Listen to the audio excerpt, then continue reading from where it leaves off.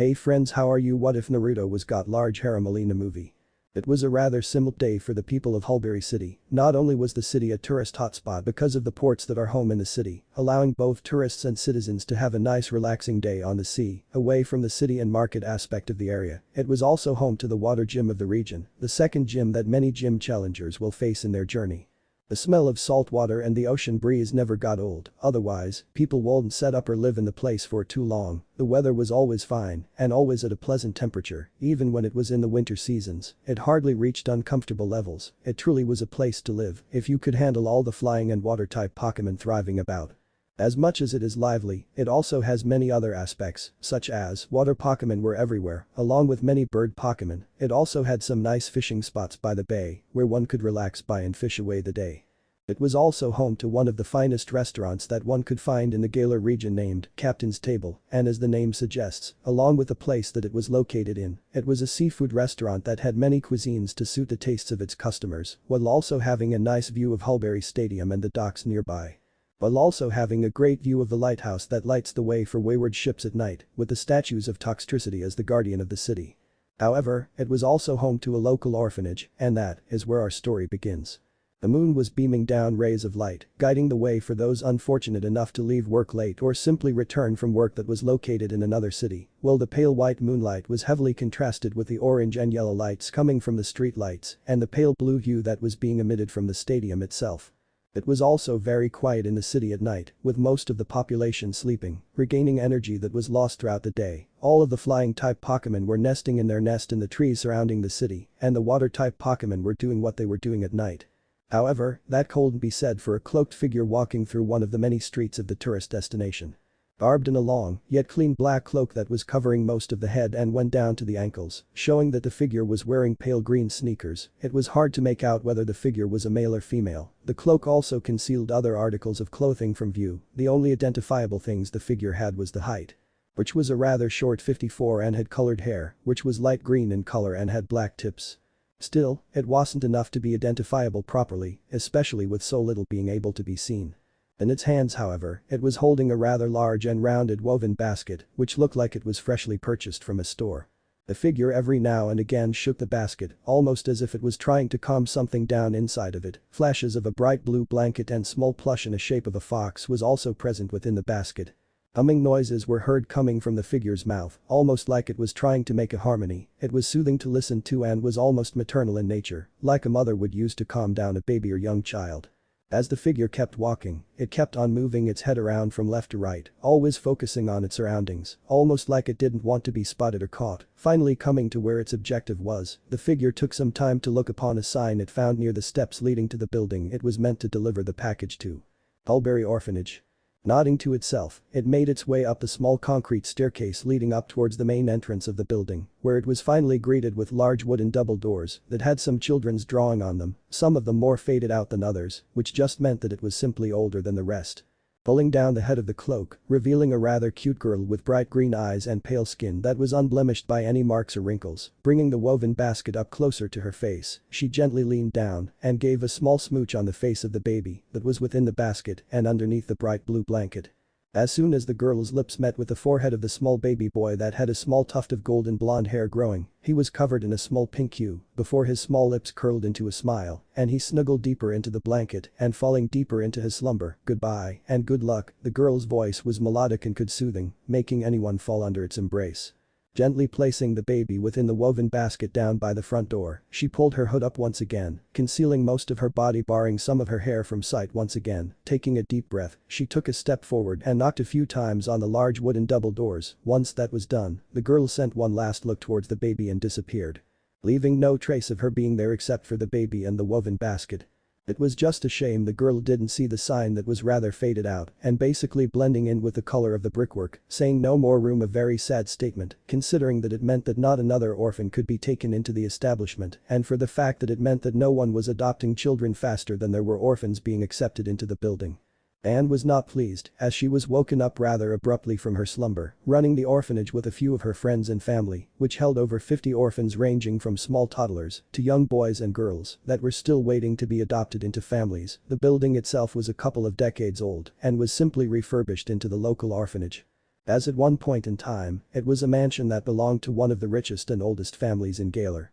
Running the orphanage meant that she needed to have the government funding to keep it running, as it consumed a lot of electricity, powering some form of entertainment for the kids to enjoy, mainly being TVs, with the younger kids sharing one, normally 3 young kids to one TV, and the older kids being less comforting and using it for themselves. It also meant that the simple things in life, such as food and water and other supplies, were very expensive to keep in stock all time. It was an unfortunate thing, but they had to deal with it. When they refurbished the place into an orphanage, they knew what they were getting into. They did it so they could help those in need and those who needed to be cared for and nurtured so they could do something when they were older. Sighing to herself, she tightened the hold on the lamp she was carrying, which was lighting the way just enough so she could see ahead of her. There was no point in wasting electricity with such a trivial thing, especially that it would risk waking the others up. Humming to a halt in front of the door, she swapped the lamp around in her hands, allowing her to use her dominant hand to open the door. Peeking her head out the door after moving a strand of her graying hair out of her vision, she looked around to see what could have caused the noise. All she saw was the pale light of the moon's rays and the orangish-yellow hue of the street lights. Gurgle. The sudden gurgling noise coming closer to ground level only meant one thing: someone was either really young or playing some elaborate prank. Looking down to satisfy her curiosity, she was met with a small baby in a basket. Sighing to herself, she placed the lamp down on the ground, close enough so she could reach it again, and gently took hold of the basket. Seeing that the baby was obviously left on the doorstep and no one was in sight, it meant that it was left here, abandoned by his parents. Sometimes, she really wondered why young couples were having babies when they weren't ready for the responsibility. It only caused trouble in the long run and often led to more kids being dropped off at an orphanage, never to see their birth parents again. Shifting the basket around, she noticed a note that was placed within the small baby's hands. Carefully grabbing the note from the grip of the baby, which she noted was rather strong, considering he looked to be a few months old. As she squinted her eyes to clearly read the cursive and rather small writing, she was able to make out what it said. Naruto, she thought to herself. She was also intrigued by the birthmarks that he had on his cheeks, 3 whisker-like markings on either one. It honestly made him look even cuter and a little feline-like, if she was honest. It was a unique name, one that certainly was taken from the other regions, probably from either Kanto or Hone, as they had more of the unique names over in those regions. "Come on, little one, we need to figure out what to do with you," she muttered out softly, shifting the basket in her hands once again, before gently stroking the whisker marks on his cheeks. Well, it won't be too difficult to look after a baby. It was going to be a problem to look after him when he was growing up. Maybe I should get one of my friends to go around and try to find him a family, she thought to herself, before picking up the lamp in her free hand and heading back inside, using her slippered foot to close the door behind her. She was going to figure it out in the morning, so, in the meantime, the baby was going to sleep in her room, so she could be within reasonable distance should he wake up in the middle of the night. To the few people that personally knew Alina, she was definitely not considered a morning person. In fact, mornings were her least favorite time of day, as it meant that she had to spend a lot of time doing her makeup again, making sure her hair was nice and presentable, and not in some sort of wavy mess like it was when she woke up. It would take her at least an hour to get ready, which also meant that she woke up 1 hour earlier than she would have liked. Currently, she was in her pajamas, which consisted of a pale pink lace satin top that went down just bust her bust, with small shoulder straps holding it up. The rather risque article of clothing revealed her toned stomach, something she gained when she went around on her journey when she was younger. It also was struggled to keep her rather modest high B-cup breasts inside the fabric prison. Her pajama shorts were of the same brand and were rather short, only covering a small amount of her thighs, leaving very little to the imagination. The only other article of clothing that she had on were a cute pair of silvery pink furred slippers. Sitting on the couch in her living room, she was idly stirring her cup of tea, revealing perfectly manicured red painted nails that was in a porcelain blue teacup. Even when stirring the tea, she could still feel the wisps of steam coming from the hot beverage that was freshly made. Catching a glimpse of herself in the reflection of the television, which was turned off, she saw that her long, blonde hair was neatly done and no longer had the mess of bed hair. It traveled down to her mid-back, with 2 long and thin bangs going past her ears, which had black hoop rings in them and resting just below her bust line. Her pale skin was flawless and unblemished, making the skin look silky smooth. Her thin eyebrows that were manicured daily contrasted the light-colored eyeshadow she had, which further highlighted her vivid green eyes, one that holds self-confidence in them. She also has a rather cute button nose, and her lips were highlighted with red lipstick.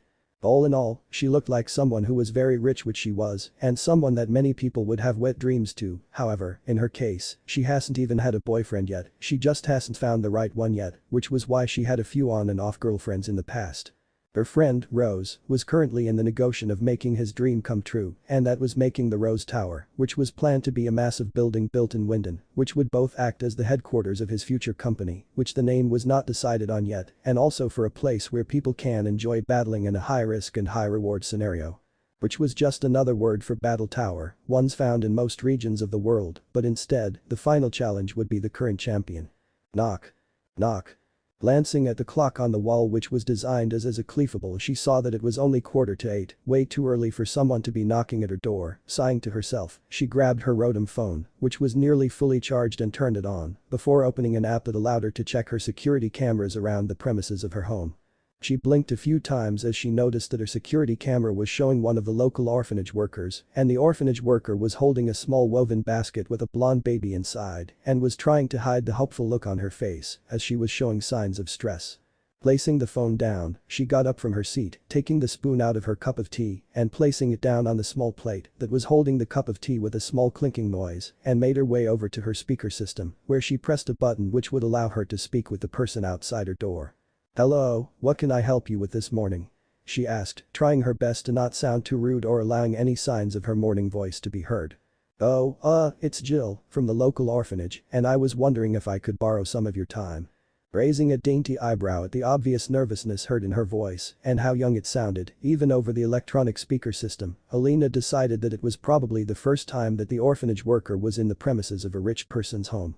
"Alright, I will be there in a moment." With that, she pushed the button again, turning off the speaker system. Glancing down at her current state of dress, she decided that it would be best to cover up some more, so she went back to the black leather couch and grabbed another article of clothing, this one being a rather simple dressing gown that was both warm and covered up her body, better than what she was currently wearing, putting it on and tying the robe around herself so it would stay in place. She relished the warmth that it provided before heading off towards the main entrance of her rather luxurious home. As she made her way through the main hallway, that was as clean as ever, with high-quality floors that were made with marble, along the walls, having a calming baby blue wallpaper, with pictures of various Pokémon and landscapes being hung up on hooks, giving it some more flair than normal. Her mind was coming up with some things as to why an orphanage worker was at her doorstep. However, as she thought more and more about it, she eventually came to a conclusion that she was trying to get herself to adopt a child, which she won't want. Don't get it wrong, she loved babies and children, with them having the innocence and not having any burdens of the world placed down on them. However, she just wasn't ready for one yet. It wasn't for the fact that she didn't want one. She just didn't know how to be a mother to a child. So now, she was coming up with reasonable excuses to turn down the baby, while trying to not sound rude or judgmental to the orphanage worker, and since the baby was still so young, she didn't have to worry about breaking his or her heart. The baby would most likely never remember this meeting as he or she grew up. Humming to a halt before she crashed into the front door as she had once before, she blinked away those thoughts and put on her best social face. Let it be known that Alina wasn't all that great when it came to socializing with new people.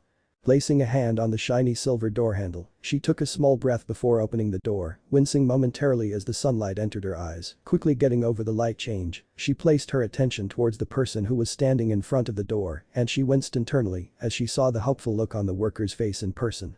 It was very hard to ignore, especially when it came from someone so young.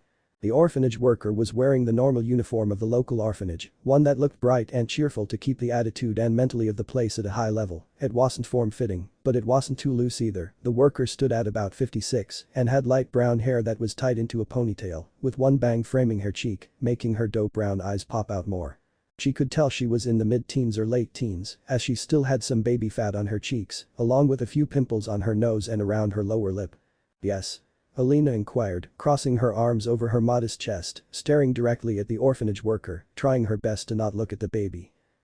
Good morning, sorry to wake you," Jill murmured out, an embarrassed flush on her cheeks as she did so. Looking back up and trying to meet Alina's gaze, she continued, I was wondering if you want to adopt this baby. He is a few months old and is starting to grow his first teeth," she spoke out. Alina blinked a few times. While she was expecting it, she didn't think that Jill would be that blunt about it. "Why? Isn't there others that can adopt him?" she asked, still not looking at the baby in the basket. Chuckling nervously, Jill's entire body language shifted to one that was filled with confusion. "Well, everyone else who I have tried over the week has reacted negatively to him as soon as they come into contact with him," she revealed, much to the confusion of Alina, who had no idea why that would happen. However, sensing the confusion at the older women, she continued. We also can't keep him in the orphanage, the government has stopped funding us, and we are struggling to keep the building running and keeping the children fed. We are starting with the younger children, as that would keep a lot of pressure off of us, she also revealed to the older blonde woman. Once Alina heard that, she frowned, not liking how the government decided to pull the funding to keep the orphanage running. Maybe it was because of the fact it wasn't a fully licensed orphanage, but it was still an orphanage, one that made sure to keep some members of the future safe, sheltered and fed. Sighing to herself, she decided to answer the young girl in front of her, "Let me see and hold the baby." Jill nervously placed the basket down and picked up the rather chubby baby up from his blankets and handed him to Alina, who accepted him in open arms. Although she wasn't holding him correctly, it wasn't that off, but it still wasn't the correct way to hold the baby. Seeing this, Jill got over her bout of nerves and moved Alina's arms into a better position, moving her arm that was under the baby and placing it so that the baby was leaning on her arm, with her hand supporting his head. "Here, you need to support his neck, and your lower arm needs to support his back and weight," she stated, only going as far to move the hand closest to her. Alina nodded at that, before gently shifting her other arm into the correct position, and once she did, she already felt that it was much more easier than what she was before, maybe because she evened out the weight distribution. It didn't look like it, but he was a very heavy baby. As Alina brought her gaze down towards the baby, she felt her heart skip a beat at the sheer cuteness of him.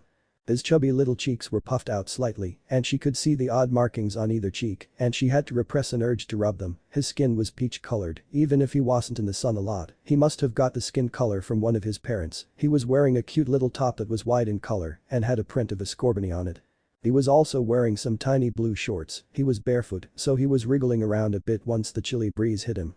All in all, he was adorable, and she didn't understand why others reacted negatively to him once they came in contact with him. For her, she was reacting the opposite, like she didn't want to let go of the sweet little thing. She wanted to protect him from the big bad world and all of its negativity.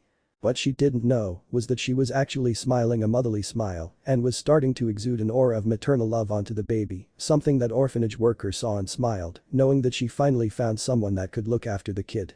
"So, will you adopt him?"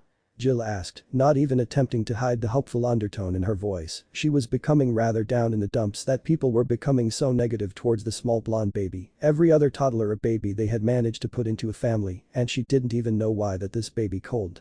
Maybe it was the deities above that were making their choices known, not allowing the baby to be adopted by anyone. They had to be perfect.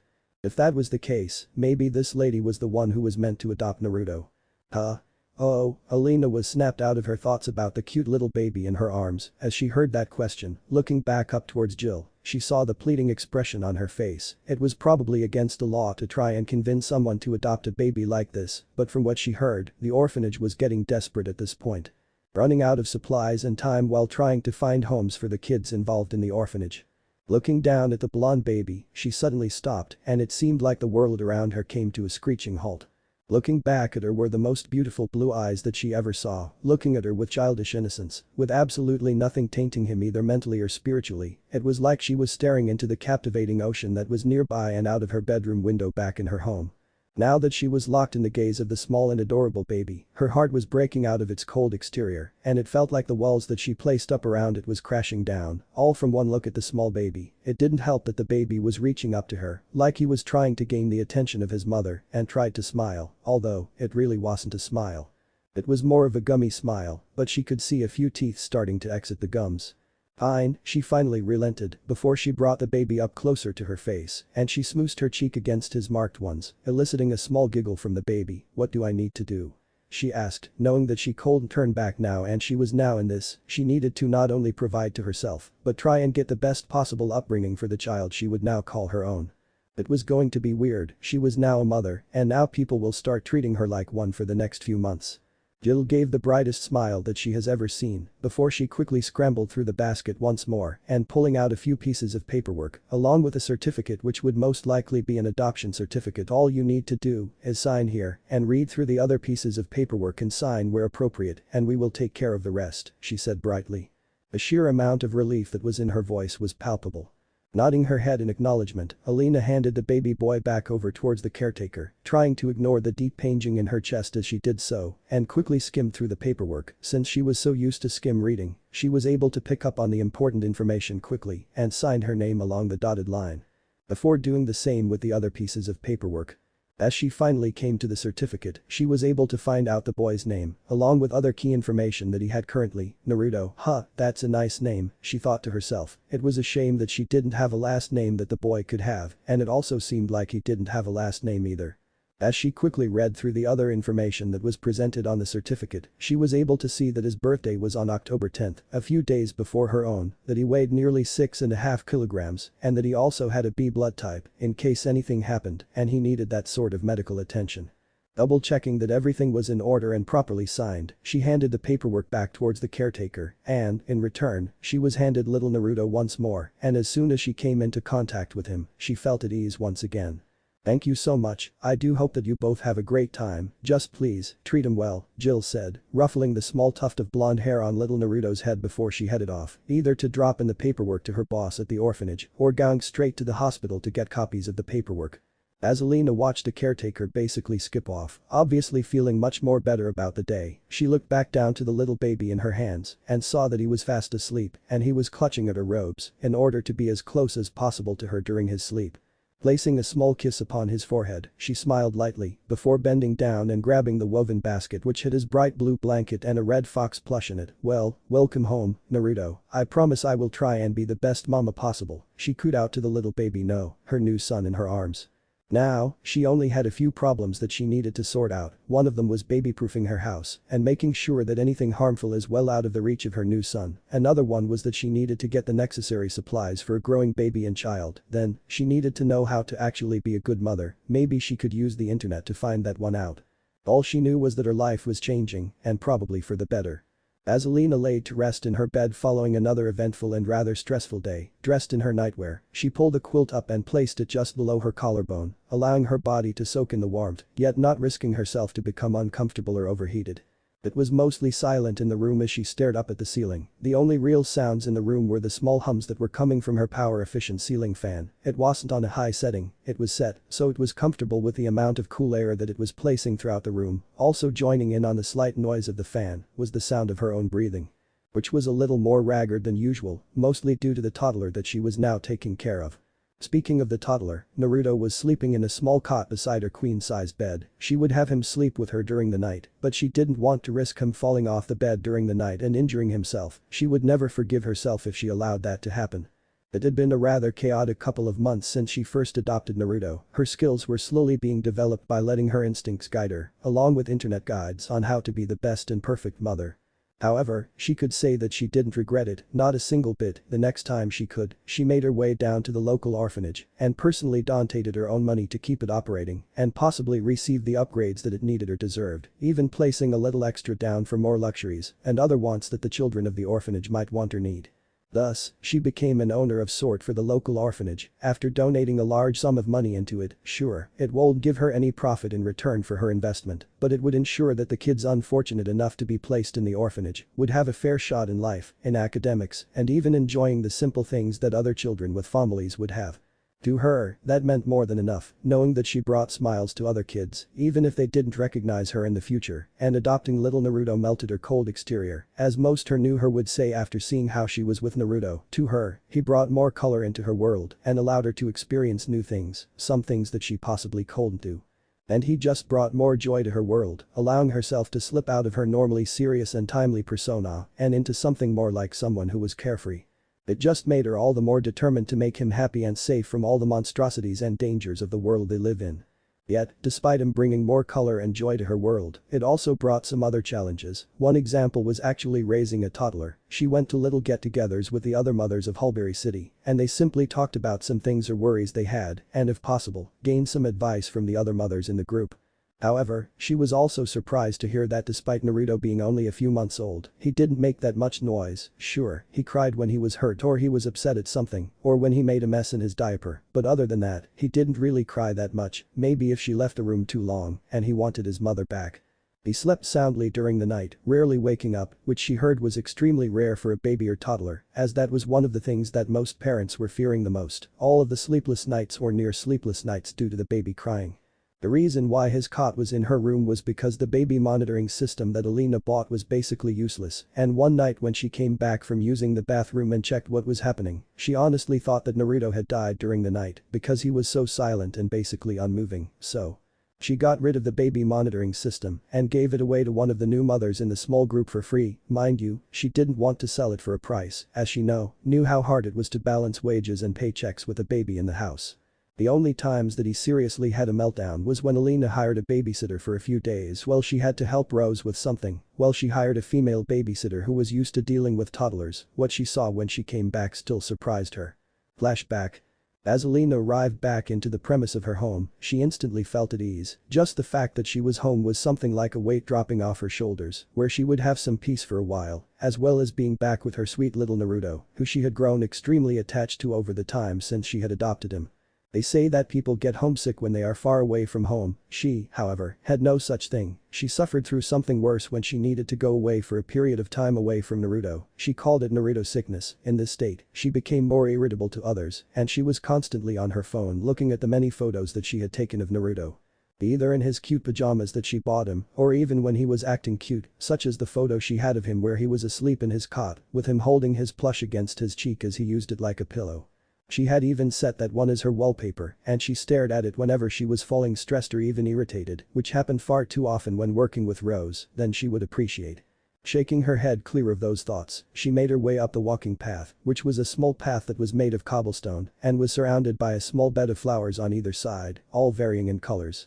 Either the babysitter or Naruto, who was at the stage of crawling and being ever so curious at his young age, must have spotted her, as basically as soon as she came to a halt just before the door, it was opened up, revealing the babysitter who she hired for quite a bit of money for the days she was gone, making sure to leave notes and set instructions when it came to looking after Naruto. One of them being that he was meant to be checked on each night as he was a silent sleeper. Nearly double taking at the babysitter's body language, which basically screamed out relief that she was back and she was holding Naruto in her hands, although she was struggling due to his excitement as seeing his mother again after so long. What happened?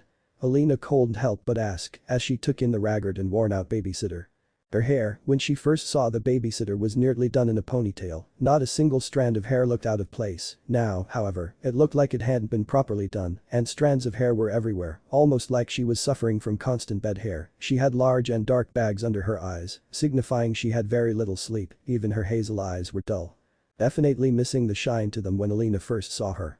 Her clothing also looked to be messy, with looked what to be like food stains splattered and soaked into the fabric itself. There were crinkles and creases in the shirts, meaning that she hadn't had the chance to either clean the items of clothing or iron them.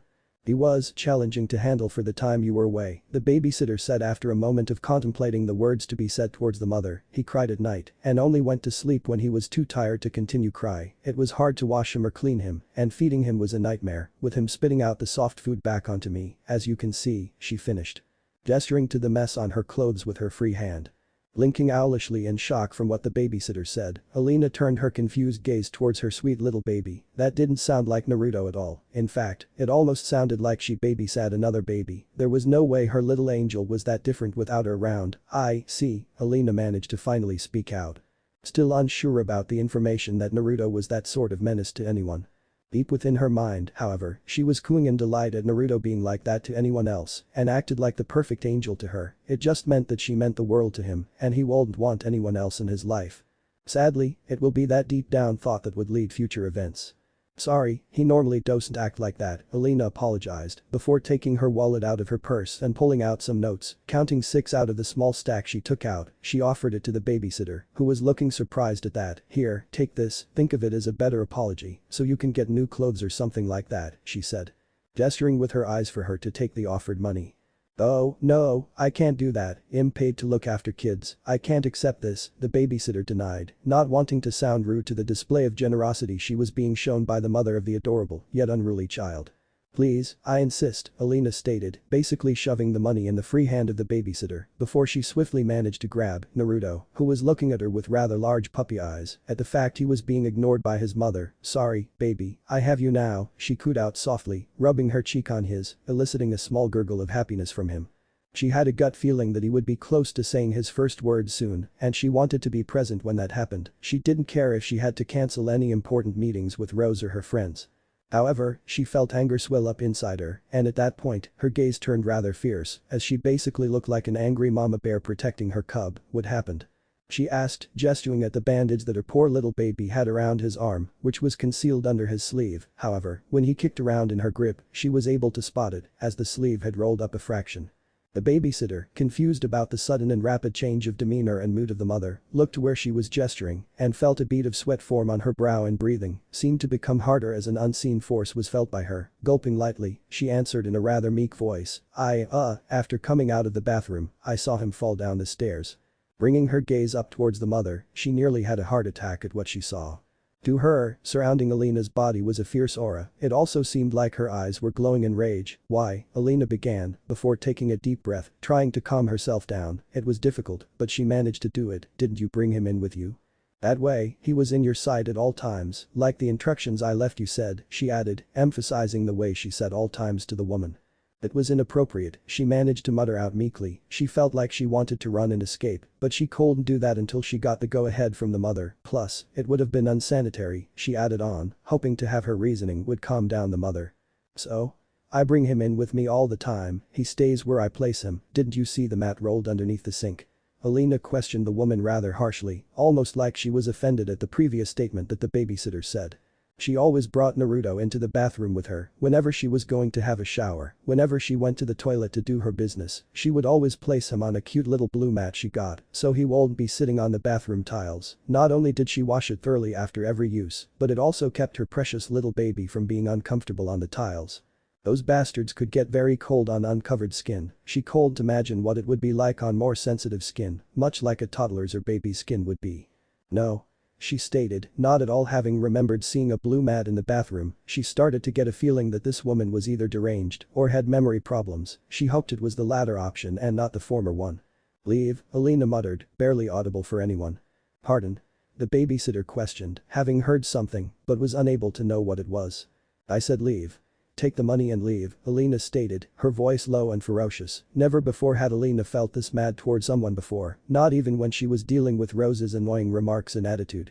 The babysitter nodded her head, almost looking like she shat herself, and quickly ran, not even bothering to look back as she did so. She had her things in her car from this morning when she was preparing to leave, and she didn't need to be told twice to leave by a crazy lady. As Alina watched the babysitter run until she was out of sight, she softened her gaze and looked towards Naruto, who was looking at her with confusion clear in his eyes and his head tilted slightly, which was absolutely adorable in her opinion. Don't worry baby, just mama getting rid of a bad person, she cooed, booping Naruto on the nose before kissing his forehead. Now. Let's make sure you are fine and well fed. Flashback end. As Alina remembered, what she found on her sweet little baby was in fact a rather serious injury, considering that he was only a few months old and had only just started crawling before she left to help Rose with his project. When she had gone to the hospital a few hours later, as she saw Naruto struggle to even put pressure on his arm, she immediately became worried, so doing what was right, she brought him to the local children's hospital, where she was eventually given the news by the nurse that was looking over Naruto. He had dislocated his shoulder from the fall. That made her mad when she asked if he had come in regarding that within the past couple of days. The nurse checked the records on the computer system, but that came up as a negative, meaning that the babysitter thought that it was only a small fall and he bruised his arm. That was not the case. Instead of it being a bruised arm, it was in fact a dislocated shoulder. That had yet to be properly popped back in place. She still shivered as she watched the nurse pop his tiny shoulder back in place with extreme care. Hearing him cry out in pain was very hard for her to do, especially when she was the one holding him still, so the nurse could do the simple procedure. To make up for it, she spoiled him rotten when she got home, always cuddling and kissing him and even making him his favorite wet food for the next few days in an apology almost. Seeing him with a small cast on, preventing him from moving his arm too much while the shoulder and surrounding area healed was very hard for her. It basically stopped his mode of transportation and how he could follow her, so she had to carry him around once again. Don't get it wrong, she loved it, but she would have thought that Naruto would love to crawl after her. After that experience with a babysitter, she hadn't bothered to call in another one when she needed to be with Rose and his final plans for his new company that was in the final processes before being built. As Alina was really distrustful in the services that the babysitters provided, as the prior babysitter left a horrible taste in her mouth even to this day, she decided that she would be taking Naruto around with her when she was called for something, be it work-related or traveling around the region to meet up with Rose in whatever city he found himself in. Meaning that she had to buy the perfect pram, one that would be easy to push around, and one that would be comfortable for Naruto to be seated in for long periods of time. The amount of looks she got as she brought in her child to work or around the region didn't bother her. Hearing his small giggles and seeing his smile as he now had 3 teeth coming through was enough for her, and enough of an incentive to continue doing what she did, even if others told her that it was risky to do. They didn't know Naruto personally, only she did, so she knew what was best. Shaking her head from those thoughts, she took one more glance at Naruto within his cot, sleeping soundly and clutching at the little red fox plush he had in his sleep. It was enough to make her smile, before she finally closed her eyes to allow sleep claim her. Things would change within the next couple of years when it comes to Alina and Naruto, and only time will tell to know how it affected them. It was the day of Naruto's 4th birthday, and during his time growing up from a little toddler to a small kid, Alina had the pleasures of seeing and hearing many things.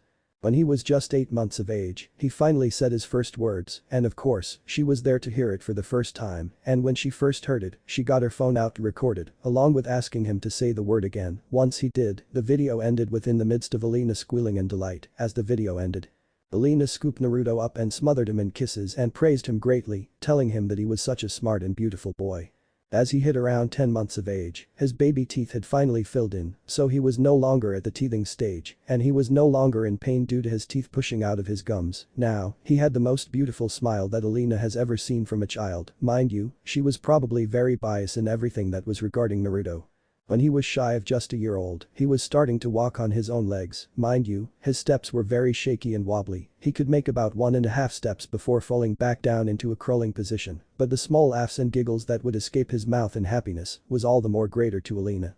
He recorded small videos of him walking and sending them to her trusted friends, who would then coo in delight in reply to the videos that she sent. It went on for more and more from there as time went on. Now, he could place together small sentences together, as well as walk for a short amount of time before his legs gave out, still not used to carrying his weight without the support of his arms on the floor as well. Speaking of his arm, when he dislocated it during the time his babysitter was looking after him, it made her relieved that no long-term damage was done, as she found out that if a baby has a dislocation or break in his bones when he is young, it could cause some issues regarding the bone and muscle around the area of the injury. Thankfully, she was lucky, and that didn't happen to Naruto. "Mommy!" was the excitable shout, rather high-pitched for a boy, but that was to be expected as he was nowhere close to puberty or his voice box was used to his voice. He would grow into it soon enough with more lessons. Opening her eyes, she was met face to face with her little precious Naruto, or as she affectionately calls him, her little maelstrom. She took the time and effort to find out what his name meant. While she did find a rather amusing one, she found that maelstrom just sounded so much better than the other meanings she saw. Taking in Naruto's appearance, he still had plenty of baby fat around his marked cheeks, something she still couldn't figure out how they came to be on him, along with his blue eyes shining in childish glee and innocence, something she tried to protect to the best of her abilities. When she took him with her to work functions or meetings, his hair was rather messy. But in a good sort of way, with it growing out slightly and spiking in every way possible. She tried to fix it, but that was a mistake, as every time she tried, it just seemed to become even messier than before. His frame was still filling in, he had some muscles that he liked to show off every now and again, but she was just thinking that it was amazement with how his body was changing every day. He was also wearing his sleepwear still, which now consisted of an brownish-orange onesie that had a hood, and when the hood was pulled up, it looked like a naked outfit, which, in her opinion, suited him rather well, considering he had the whisker-like markings on his cheeks, along with having a pouty face that looked similar to a vulpine breed of Pokemon.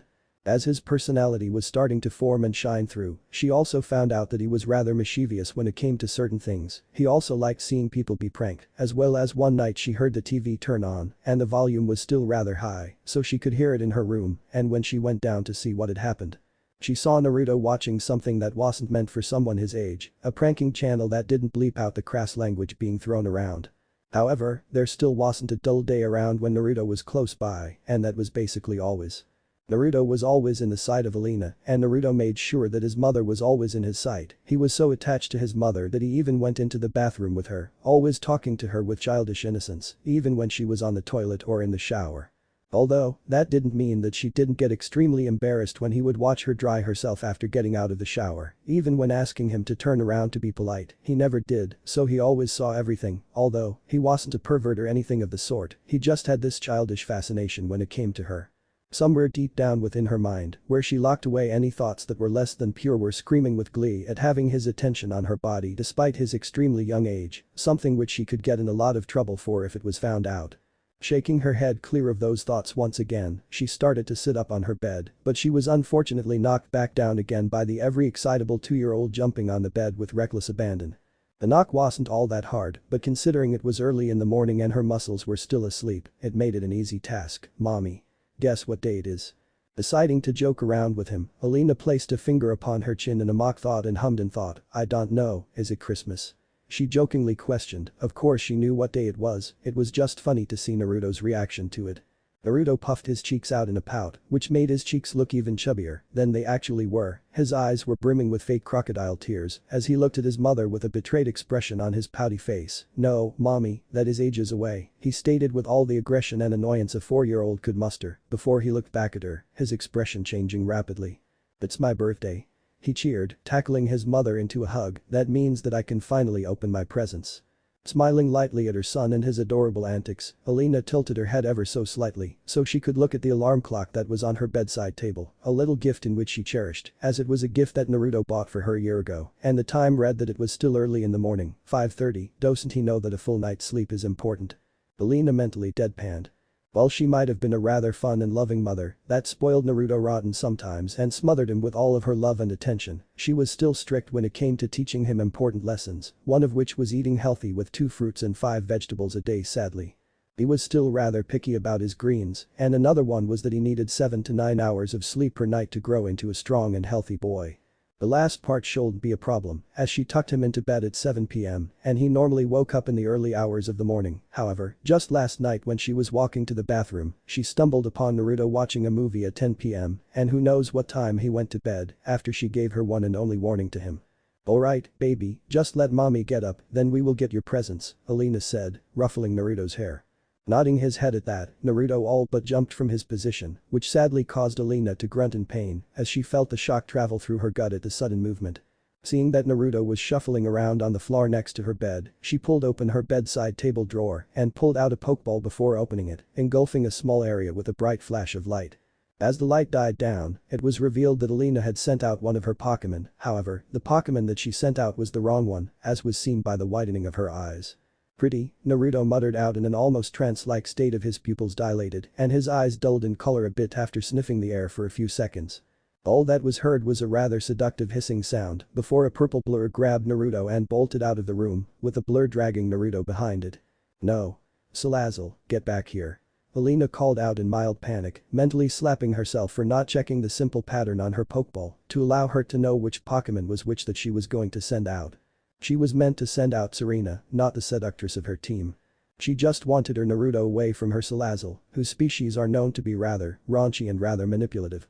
This was Naruto's first encounter with a Salazzle, and she had only introduced him to her own Pokémon team recently when he was old enough, as her team were rather battle-hungry, barring Serena who adored Naruto and basically smothered him in her Pokémon love.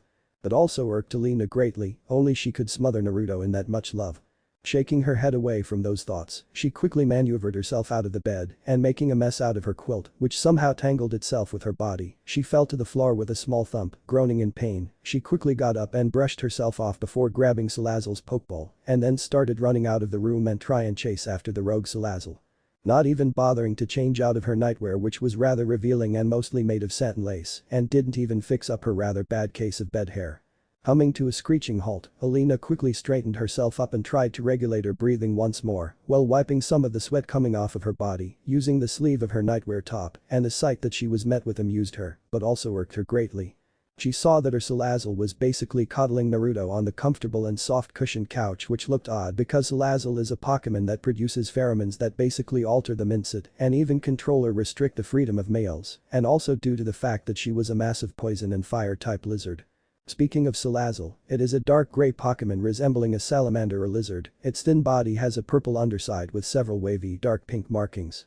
A U-shaped marking with 2 additional lines inside on its chest and one on each hip resembling wisps of smoke. The dark grey on its head and neck extends slightly onto its chest in a V shape. It has a slender head with purple almond-shaped eyes with slit pupils and 2 fang-like projections on each side of its lower jaw. There are 2 thin, wavy growths on its back at the base of its tail, which is whip-like with a dark pink underside. Its hands and feet each have 5 long thin digits. Salazzle, return.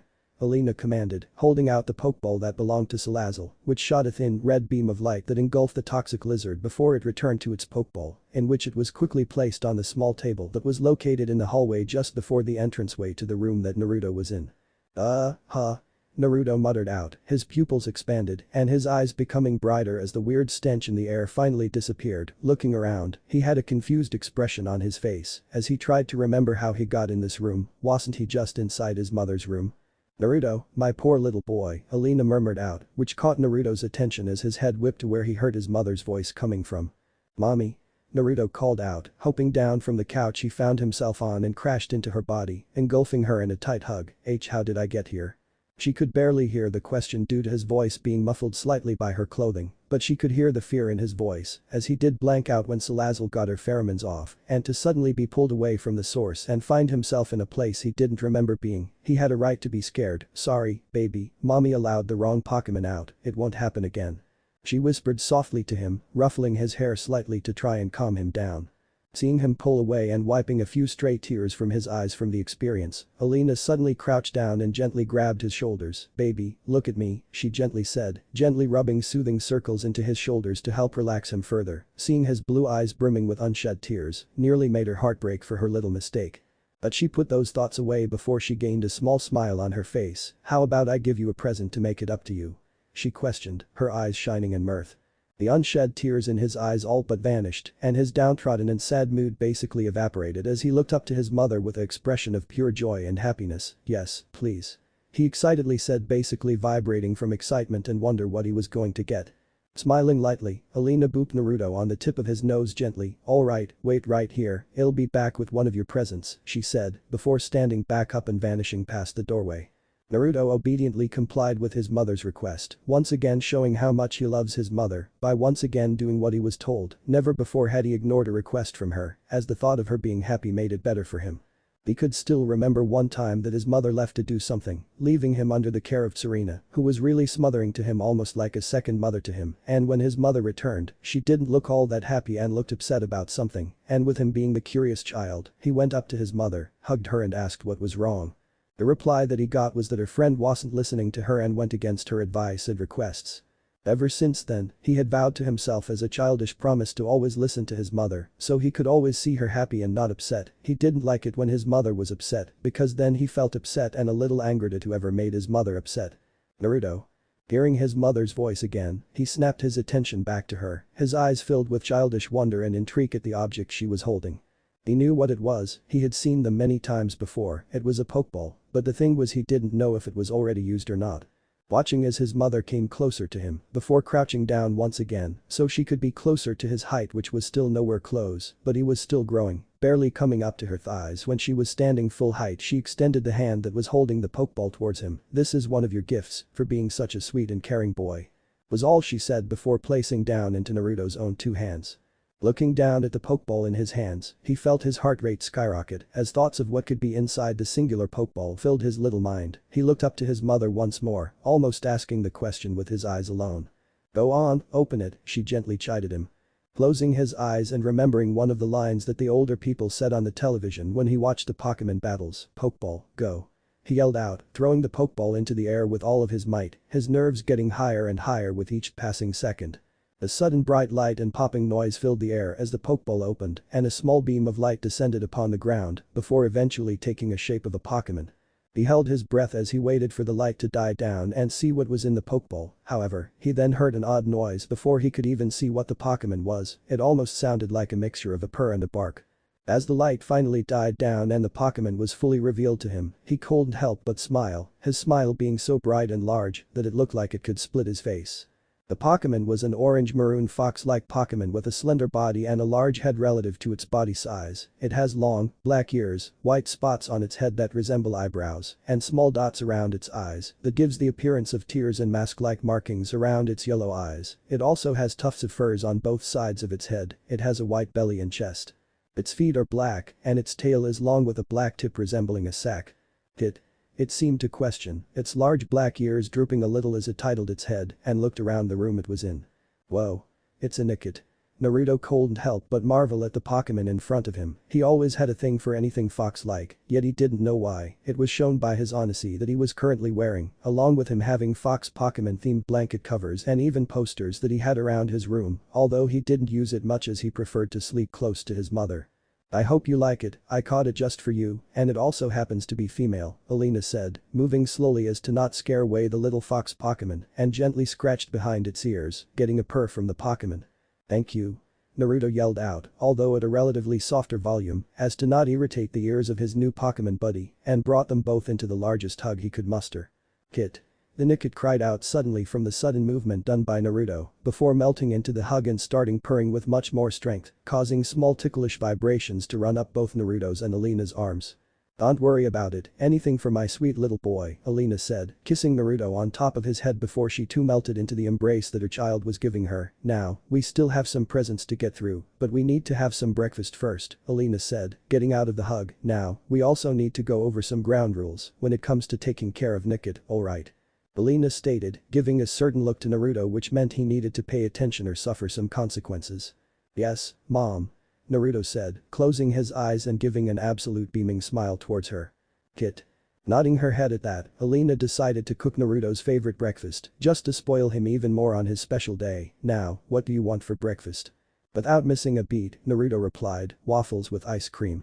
Sighing to herself, she would rather not have ice cream at 6 in the morning, but she shrugged it off. It was her beautiful baby boy's birthday, so she could let something a little unhealthy go by for now. "Come on then, do you want to help me?" she asked, knowing that Naruto wanted to help her in the kitchen, but she didn't trust herself to allow him near anything that could hurt him, especially the oven. She nearly already had a close call with that, so she won't allow him in the kitchen, but he could help set up the dining room table. He hummed out, gently picking up his new Pokemon carefully and walking with her in his arms, with the little fox Pokemon looking a little dazed, as it was able to experience life at a new height for the first time in its small life. As the legend comes to an end, it is rumored by many that both guardians of the Galar region vanished. However, most still believe that they are waiting for when they find the one meant for them.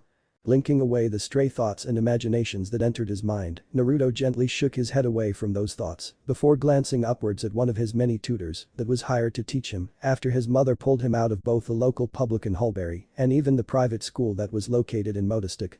His tutor was someone who looked to be around his late 40s or early 50s, with a receding hairline and small strands of black hair on top of his head to go with his black eyes and rather untidy beard that traveled down to his neck. He stood with a slight hunch and seemed to be at an average height of around 57, and his frame told Naruto that he was healthy, but he was no fitness fanatic. He did find it odd with his choice of clothing, which was a grayish-blue button-up shirt that was neatly done up, had black dress pants and black shoes that seemed recently polished, along with a small blue tie with gray lines running horizontally down the fabric.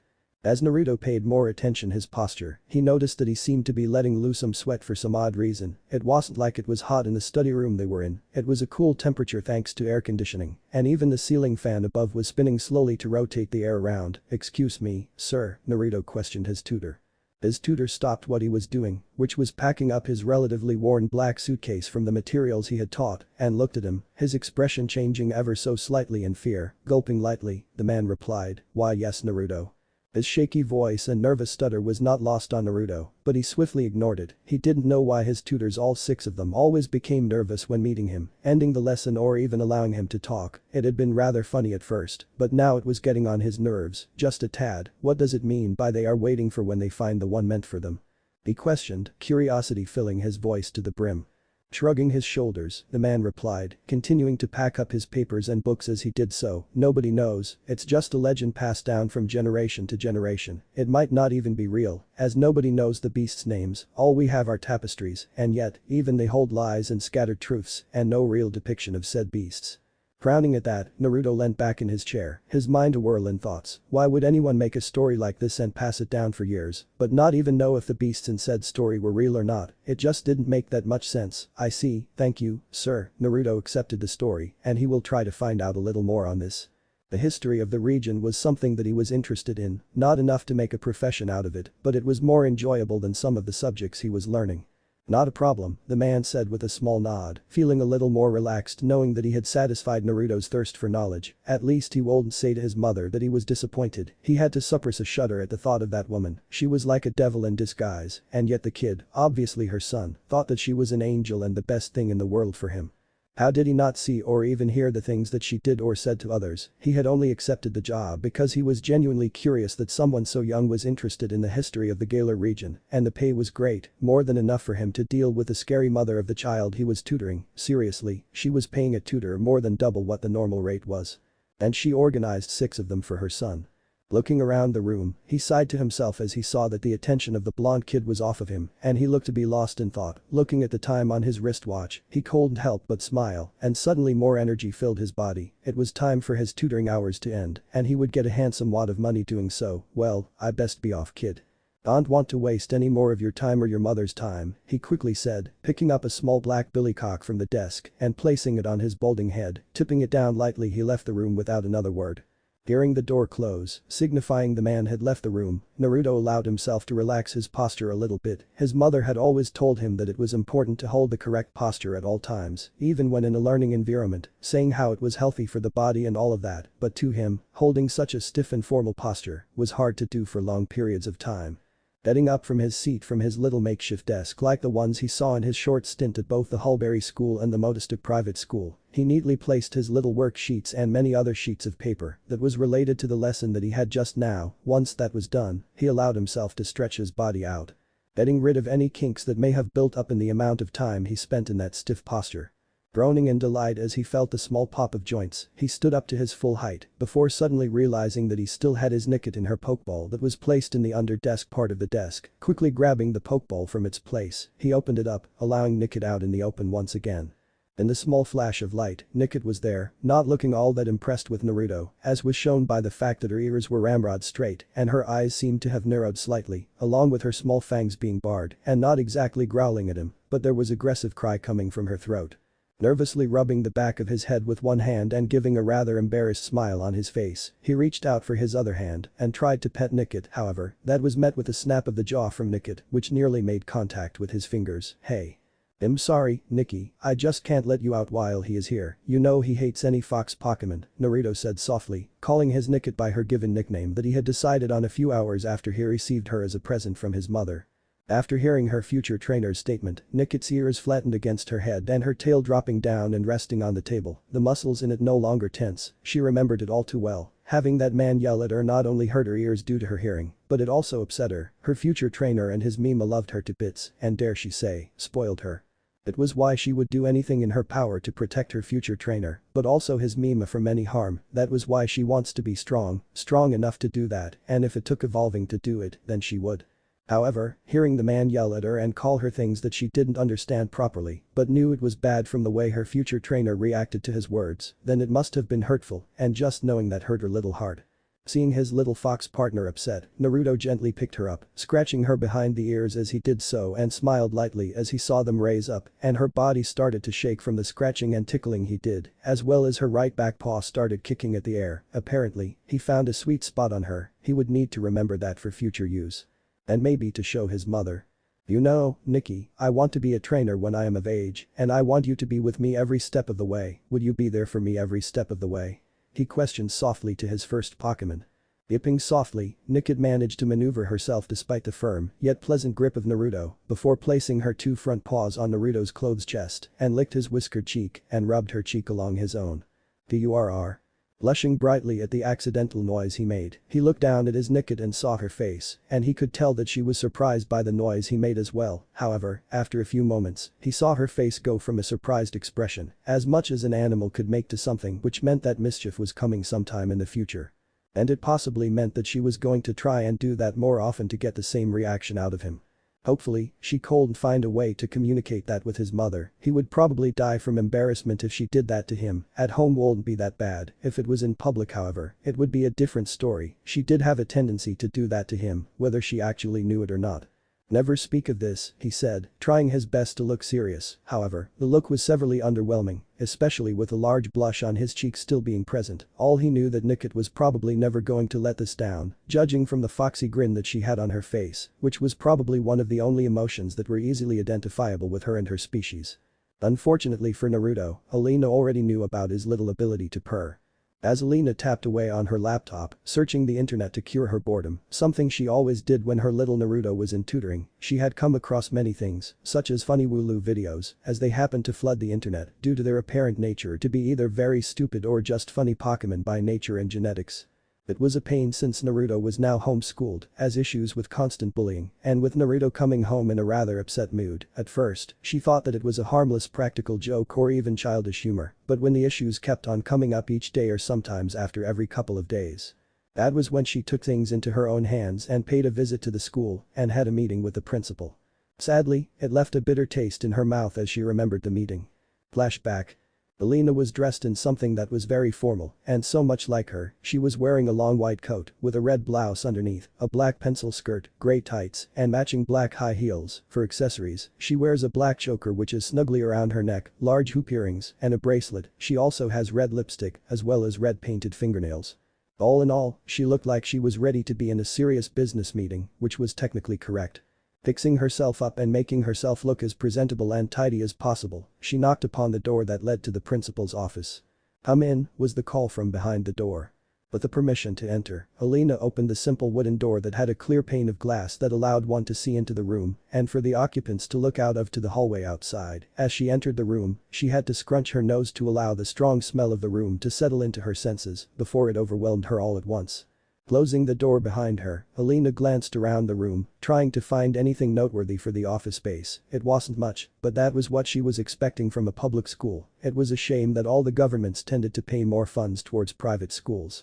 Despite them being able to pay for themselves due to the insanely high fees that are required for a student to even learn there for a semester, and the public schools were left with the minimal requirements which tended to explain the low quality of learning and from the dropping grade averages overall. The room was rather bland, yet personalized a smidge to fit the current principal's needs. It had a simple dull grey carpet, which looked to be recently dry cleaned from the lingering smell in the air, and also had a large mahogany desk. Upon it was a computer monitor, along with a second monitor to the side. There were a few bits of bobs on the desk as well, mainly some pieces of paperwork. Some framed pictures of himself and what was most likely his family, a networked phone system that allowed the principal to call whatever facility that he needed to call, without having to leave his office. To the side of where the principal was sitting were large windows, which would allow him to occasionally glance out of and see what was happening in the small area of the playground behind him. The walls were painted a rather bland cream color, in which some spots seemed to be cleaner than others, along with the walls having a few chips on the surface and some cracks near the ceiling, and a simple overhead light, which had 3 different light bulbs set at different angles, along with a simple white ceiling fan, and in the corner of the room, there was a small air conditioning unit. "Mr. Bloom," Alina greeted with a curt nod of her head. Mr. Bloom was an elderly individual, easily in his late 70s, with a bald head that was filled with wrinkles, and even had a few pimples along the bridge of his nose, which looked kind of skewed to one side, possibly showing that he had broken his nose many times in the past. He was wearing clear lens glasses which displayed his light brown eyes. His attire was one of normality for ones in positions such as these in schools, with a simple grey suit with a lighter shade of grey button-up shirt. Interestingly enough, he had forgotten his tie and in return was wearing a simple bow tie. "Alina, thank you for coming to this meeting," he said, a small smile gracing his aged face. He then gestured to one of the free seats in front of his desk. "Please, have a seat so we can begin." Taking the invitation to sit down upon the simple brown leather seat, Alina did so, hiding her surprise with how soft it felt. As she looked at the desk, she saw that the principal did have a small frown on his face and had his hands interlocked together and set under his chin, which was resting on said hands. "Now, I want to talk about Naruto's attendance. He is a bright student. One of the brightest ones of his year and possibly the next. May I ask why he suddenly hasn't been coming to school for the past fortnight?" he questioned, giving her a slight stare along with curiosity in his voice. Smiling at the remark that the principal gave her son, she soon let it drop as she too adopted a stance, one of firmness and determination only a mother could have. "Well, I'm sure you have heard, but apparently, some of the students have been picking on him, most days in fact, and has been coming home in tears, so I took it upon myself to let him stay home to recover. And I have been teaching him what I can from what he told me." Straightening in his chair, Mr. Bloom was on this in an instant. Alina, well, I do apologize for the bullying for your child. Please be aware that we are dealing with it the best we can, he stated. He was about to continue, but was interrupted by Alina.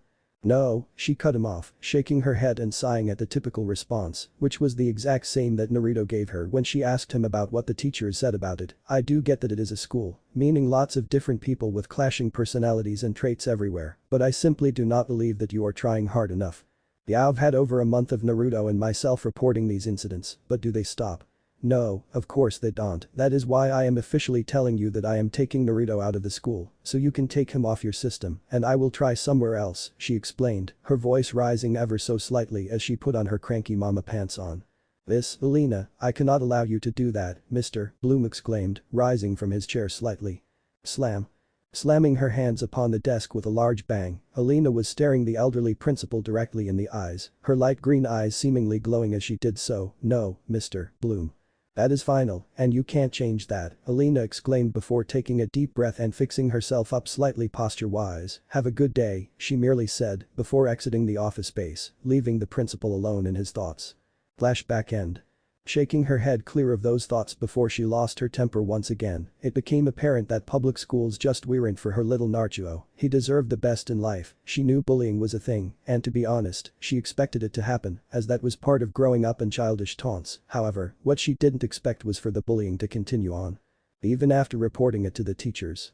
It was also worse when she finally enrolled him in the private school in Modestic City. The bullying wasn't as bad, but the taunting that Naruto always received because he was an apparent nobody, now that really pissed her off. When Alina managed to get the student records, as Modestic private school allowed the parents to see the students their children's classmates or yearmates, and when Naruto pointed the people out who were taunting him, she already knew that she had to get him out of the school and resort to homeschooling him with tutoring. The people that were taunting him were the children of politicians and enemies of both Rose and herself, and one of the kids that was taunting him was someone who was a child of one of her rivals when she was in the research field. In her opinion, the grudge that the woman had against her was unnecessary, as the woman was her partner when creating the Dynamax band. Who also did the least amount of work possible on it, and Alina was the one who received all of the credit for it, as she did 95% of the work required for it, and all of the research, while the woman was too busy fixing herself up, buying clothes and makeup and whatnot while she did the hard work. Shaking her head once more, she sighed to herself as she closed the laptop. She went up towards the mirror that was in the corner of the living room and looked herself over. The years had been great to her since she adopted Naruto 7 years ago. She still had the flawless skin that she was known for, no wrinkles on her skin no matter where you looked, her hair was neatly done with no strand out of place. She was wearing something that many considered odd for, considering that she usually wore formal attire for her day-to-day life and for her job as an assistant to Rose, who has recently gotten his business up and running, making him the chairman, which made her the secretary and vice president due to her friendship with Rose. So she did have a bit more on her plate, but she never allowed her work to take time away from her time with Naruto. It also helped that she was a researcher in the past, which in turn led her to creating the Dynamax band, a staple item and piece of equipment that nearly everyone in Galar used. It was that breakthrough that led to her having money that she could spend on whatever she wanted. At least now, she could spend it on not only herself, but on Naruto as well, and maybe place into some other places that needed it, much like the Hulberry orphanage to help it stay running and upgrading it, so the kids there could have a better childhood despite it being an orphanage. Fixing one of her white shoulder straps which contrasted lightly with her tanned skin, something she had just acquired due to her time playing with Naruto outside, she smiled to herself as the casual and comfortable clothing clung to her skin and finished around her shin level, mostly accentuating her high C-cup breasts and the rest of her curves, mostly around her hips and ass. She did find it odd how one of the floral patterns were placed perfectly over her breasts, and the middle of the flower was placed over where her nipples were. Either the creator was just unfortunate with the placement of said patterns, or she was just unlucky to have that happen to her due to her above average cup size. Suddenly hearing the sound of someone coming down the stairs, she quickly took her hands away from her breasts and placed her face in a neutral stare, knowing that it wasn't Naruto, as she could hear him upstairs in the study still, and turned around and faced the tutor. With the man seeing Alina's attention on him, he suddenly stiffened. He could never know what type of mood she was in. The only way he could actually tell her emotions was when she was around Naruto and his little Nickit, who he didn't like whatsoever. "Mom," he respectfully said, hoping beyond hope that she was in a good mood. "Ian," she curtly replied, crossing her arms over her bust, said action making them more pronounced, and he couldn't help but take a glance. With said action being seen by Alina, she gained a small tick mark on her head. Only Naruto was allowed to do that. Sure, he may only be 7 years old, but she was already placing some images in his head, so when he hit puberty, all of his attention would be solely on her. How was the tutoring session? Good, I hope. Alina stated, her voice without tone or even emotion, a little gift she had since she was a child. It made it easier for things to spill out and make others nervous around her. Why yes, all was good, he is like a sponge with the history lessons for the Galar region, the now named Ian replied, fixing his tie up a little to try and lose some body heat that suddenly built up, along with quickly wiping a bead of sweat away from his eyebrow. That's good, she said, allowing Ian to relax a bit, thinking that she was in a good mood. Do you know that I ask Naruto about his tutoring at the end of each week? Which allows him to tell me about any inconveniences he has during said tutoring lessons. She suddenly stated once more. Simply hearing that made Ian stiffen up instantly, he could feel more beads of sweat forming on his face, and he felt his face drain of color. I see, Ian said, before quickly clearing his throat to get rid of the bile that was surely rising in it. I hope he said good things. He laughed nervously after that. Nodding her head, Alina continued, of course, I would hope so, after all, I am spending a lot of money for all of his tutoring, since public and private schools just can't seem to clear problems up when it comes to bullies or teachers that don't pay attention to his needs. As she was speaking, she was taking slow, yet concise steps closer towards Ian, who was starting to back away and was shivering from the oppressive aura that she was starting to muster.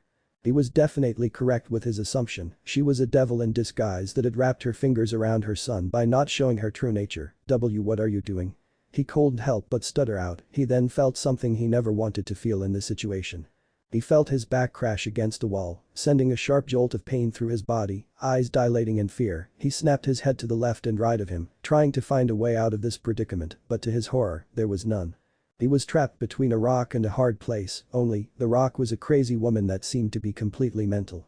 Now, imagine my surprise when my little Naruto told me of the incident between you and his Nickit, his very first Pokemon that he got on the day of his 4th birthday, she said slowly to Ian. It looked like she was fully possessed now, with her hair seemingly floating in the air and a dark purple miasma surrounding her. Her smile was way too sweet. And it certainly meant that something wasn't right or anything good would happen. It was a mistake. I knew I shouldn't have reacted like that, I even apologized to him afterwards. He desperately pleaded, the crazy woman. To the man, it seemed like her eyes just became white and her hair shadowed her eyes, yet the bright white of them were piercing through the darkness of the shadows. All out of mercy, she basically snarled, inching ever so closer to the man against the wall. It was at this point that Ian knew that he was screwed, and he did something that he would never live down. He screamed like a little girl and barreled his way through, knocking the crazy woman down as he rushed past due to the extra adrenaline and the fight-or-flight response kicking into overdrive.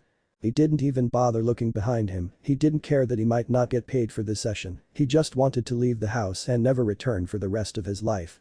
Back upstairs with Naruto, he had heard the scream coming from downstairs, thinking that something happened to his mother, he quickly grabbed Nickit suddenly, making her yelp in surprise, placing the adorable dark-type fox on his shoulders, he sprinted down the room, not even flinching when the claws of Nickit dug into his shoulders to keep her balance from the sudden burst of pace. As he came racing down the stairs, jumping down 2 steps at a time, he called out, "Mom." As he waited for a few seconds, Nickit's ears twitched on her little perch on Naruto's shoulders before she jumped down and landed on the floor without a single noise, despite it being tiled, due to the padding on her feet which basically allowed her to eliminate all sound when she walked. Nikki? He questioned, not understanding why Nickit jumped down from his shoulders. Nickit turned around and faced Naruto, yipping and yapping before turning back around, using her tail to roughly gesture for him to follow her. Seeing the action, Naruto got the idea, but just wanted to make sure. You want me to follow you? He questioned.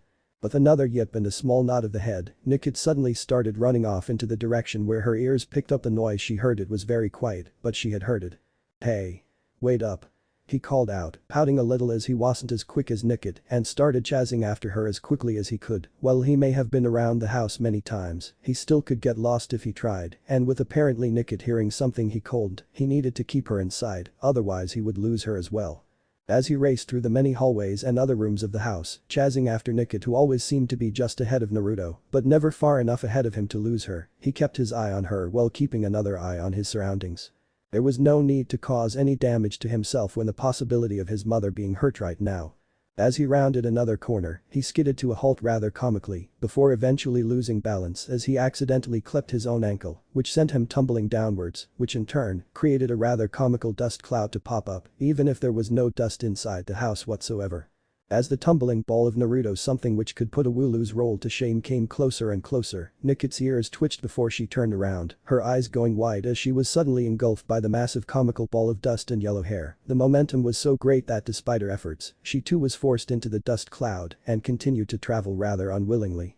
To anyone who would have saw this incident, all they would have saw was a small dust cloud, along with occasional tufts of yellow hair and hints of orange fabric, before they would eventually see the tail of Nikit pop out before it was suddenly pulled back into the cloud. Small cries, yips and exclamations of pain could also be heard as the ball of Naruto and Nikit could be heard. Crash. Alina blinked a couple of times as she shook herself off from the dizziness she felt after being knocked down by Ian, someone who she would hopefully never see or hear from again, and turned her attention to where she heard the bang, wondering what the hell could have caused such a noise. Turning her head and tracking where the noise came from, she was met with a rather odd sight. Naruto was swaying slightly on his ass, his eyes replaced by swirls as images of Nikit's were hovering and circling above his head. Speaking about on top of his head, she saw that Nikit was also splayed over his head. Coming to a rest in his nest of spiky blonde hair, which amazingly seemed to have been pushed down and looked straight, her tail was coming down and resting on his shoulder blades, and her eyes were also replaced by swirls, as images of little yellow ducks were circling around her head. "Naruto?" she questioned as she made her way over to Naruto, crouching down by his side and placing her hands upon his shoulders to steady his swing. Her voice seemed to have snapped Nikit out of her little trance as she yipped softly and faintly before she fell off Naruto's head and landed on the floor with a small thud. It seems that she wasn't over her little dizzy spell as she struggled to even sit down properly, nearly tumbling over sideways as she did so. Taking one hand off Naruto's shoulders, she brought her hand over to Nikit's ears and gently scratched behind her ears, making the little Nikit coo in delight at the touch and started to purr rather loudly. Apparently the noise of Nikit purring was enough to knock Naruto out of his trance, his eyes locking onto the hand that was placed on his left shoulder and traced where it was leading, his eyes filled with suspicion as he did so. However, that look left after he noticed that it was his mother that was holding his shoulder, shaking his head, which caused puffs of dust to escape from the nest before it suddenly spiked up again, losing the neat and tidy look, and was back to what it normally was. "Oh, hey mother," he cheerfully said, trying to stand up, but found that his pressure was suddenly applied to his shoulder, and that basically forced him down, no matter how hard he tried to stand up. "Naruto," she said sternly, keeping her firm grip on his shoulder. Gulping at the tone of her voice, he knew that he was in trouble and that he possibly upset her, which was a rarity in itself. He started sweating lightly as he had the courage to look into her eyes. "Why yes." He stuttered out before quickly looking away from her eyes, unable to keep up eye contact with the way she was looking at him. "Why did you crash into a wall, with Nikit on your head no less, and do you know how much you could have hurt the both of you?" she questioned, her tone changing from rather neutral to that of a concerned mother in an instant. Naruto had the decency to blush and scratch the back of his head in embarrassment, an action that nearly caused Alina to squeal at the cuteness of looking around. He noticed that Nikit was now sitting down near him and was licking her paws from any dirt and possible mess that had been placed on it during the unwilling ride it took. Gently scratching Nikit behind the opposite ear his mother did, he watched as she melted into the petting she was getting, her current grooming forgotten, and instead opting to enjoy the sensation wash over her again. "Sorry," he said, "I was following Nikit as she heard you, and well, I kinda tripped and well." He had the decency to blush, a little embarrassed by the situation he landed in. Alina stood up, raising a delicate brow at Naruto for his actions. "Why would you be running to find me?" she questioned. What could have been so important that he was running in the house and ended up in that little predicament? One thing was for sure, she was never going to let that down or forget it, and maybe she would tease her little boy about that for years to come. I heard you scream, so I came rushing down to see if you were alright," he muttered out, standing up himself and having a very bright blush on his cheeks as he couldn't bear to look at his mother's face for the moment. Alina couldn't help but smile at his intentions, reaching her hand out and ruffling his hair, messing it up even more. "Such a good boy, always looking out for mommy, aren't you?" She couldn't help but coo at him, pinching his cheeks lightly and smooshing them around. Blinking in confusion, Naruto looked up at his mother, his blue eyes filled with confusion. "Wait, so you weren't hurt?" he questioned. If that was the case, then what was the screaming that they had heard from upstairs? "No, I'm not, just a little rattled," she said, before looking at Naruto lovingly. "Naruto, the man that you just saw today, you won't see him again," she stated, continuing to ruffle his hair. "What? Why?" he couldn't help but question, tilting his head slightly to accentuate his confusion about that matter. The man teaching him wasn't so bad, so why won't he see him again? Well, for one, I wasn't happy about certain things I had found out, and secondly, well, he was the one that screamed and knocked me over to the ground, she said with a shrug of her shoulders. Sure, she was telling a lie to Naruto, but it wasn't a bad lie, it was more of a white lie, and it just meant she could have more time with her adorable son.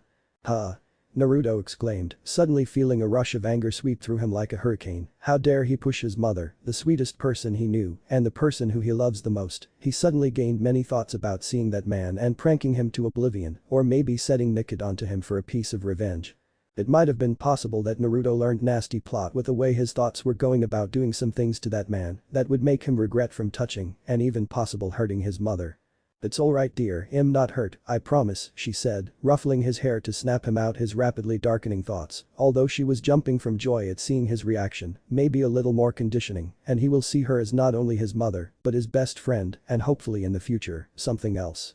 Yes, during the years that Alina had been raising Naruto, at one point her feelings had gradually developed from maternal to something different, something more taboo when it comes to things. She just couldn't act on it yet, another reason why she was conditioning Naruto, so she could be the only girl and woman that he would ever need in his life. He would not need another girl in his life, one that could possibly steal him away from her. Female Pokemon were allowed, but not female human friends, that was a big no-no in her book. "But he pushed you," Naruto tried to counter, but he was suddenly quieted when Alina placed a delicate finger to his lips, effectively shutting him up. "Don't worry about it, I have already taken care of it," she said, before an idea popped into her head, something that she found out when she was searching the internet earlier on before Ian came down the stairs after the tutoring session ended. "Naruto, how would you like to travel to the Kanto region?" she questioned, trying her hardest to hide her smile. Oh, Naruto was left dumbstruck by the sudden question, and to be honest, he really didn't want to visit any region, as he hadn't really had a need to. He hasn't seen anything all that noteworthy of the region, barring that it was a little colder than Galar itself when he saw the weather stations talking about it on the TV, but if his mother wanted to go, then so will he, it might be nice. He would never know unless they went there, I guess. Smiling to herself, Alina pulled out a Rotom phone and showed Naruto an image that was being displayed on it. "Professor Oak summer camp?" he questioned, looking at the small details on the picture that he was shown. Most of the larger words he couldn't understand, but he could understand most of it, with it being a week-long camp that would be spent with other children from his age to the age of 9 in and do some fun activities and learn more about the Pokemon world and the different species of them. "I would love to go," he exclaimed, getting more and more excited about the prospect of the camp. Not only would he learn more about Pokemon and the different species, but he could also make some friends from different regions and also be in the same place as Professor Oak, one of the most famous people in the world. However, then something dawned on him, how will he get there? Looking up at his mother, he saw a large grin on her face, possibly the largest smile that he had seen yet on her. "How are we getting there?" he questioned. "Leave it to me, Naruto," she said, bending down and placing a small kiss on his scalp. "Pack up some of your belongings, we are taking a small holiday to the Kanto region." Feeling a whole new level of excitement and happiness, Naruto crashed into Alina and hugged her as tightly as she could, tears of joy forming in his eyes as he did so. "Thank you. You're the best," he exclaimed. Kissing Naruto on the head once again, with a slight blush on her cheeks, Alina shooed him off without saying anything, watching as Naruto picked up his Pokemon and placed her on his shoulder and running off towards his bedroom, maybe even hers, as they often shared the bedroom. She waited until he was out of sight and out of range of Nickit's delicate hearing that she had. Sighing to herself, she placed a hand upon her cheek with a smile on her face as she felt the heat coming off her in waves. The compliment was one part of the reason why she was blushing. The other reason? Well, Naruto was at that height on her body, and when he crashed into her and gave her a tight hug, he unknowingly buried his face very close to her pelvis, dangerously close, and she could feel his breath through the fabric of her dress, and the thought of him being that close to her special place made her shiver in delight. Having gotten rid of those thoughts that had prevented her from taking joy in most accidental things he did in the past, when he was younger and so much more innocent and naive to everything. "Oh, Naruto," she muttered out, "the things you do to me," she stated with a small sigh, before snapping herself out of her thoughts. She needed to pack her bags and book 2 plane tickets to the Kanto region. Although the flight definitely wasn't going to be in the lowest class, it was going to be first class, so they would be in a quiet place for them to enjoy the long flight from Winden to Kanto. If the tickets were unavailable on most flights, then she would just hire a private jet for the trip there. It might cost a small fortune, but it would be worth it. That for now, friends.